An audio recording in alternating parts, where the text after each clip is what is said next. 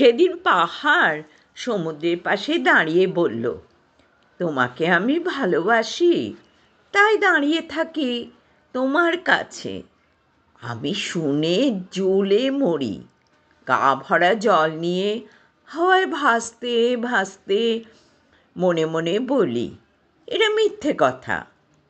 আমি যখন আকাশ থেকে ঝরে পড়ি সমুদ্রে, তখন জল তরঙ্গ বাজে, সমুদ্রকে শোনাই আমার গোপন কথা। আচ্ছা পাহাড়, তুমি অবিচল থাকো ঠিকই, দূর থেকে দেখো ওই সমুদ্রকে, কিন্তু কোথায় তোমার উচ্ছ্বাস, কোথায় তোমার ভালোবাসার প্রকাশ? কিন্তু আমি সমস্ত শরীর দিয়ে আলিঙ্গন করি ওই বিশাল জলরাশিকে। আমার সেই পাগল করা রূপে মুগ্ধ হয় কত কবি, কত কবিতা প্রাণ পায় তাদের চলমান কলমে।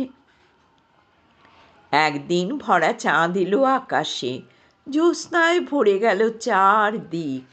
পাহাড় সেই মায়াবী জ্যোৎস্নায় সদ্য স্নান সেরে যেন হলেন ধ্যানমগ্না, যেন সমুদ্রকে পাবার আশায়। দূর থেকে আমি দেখলাম ভেসে যেতে যেতে মনে হলো আমরা তো দুজনেই ভালোবাসি ওই বিশাল তরঙ্গায়িত সমুদ্রকে। কিন্তু কত অন্তর আমাদের সেই প্রকাশে।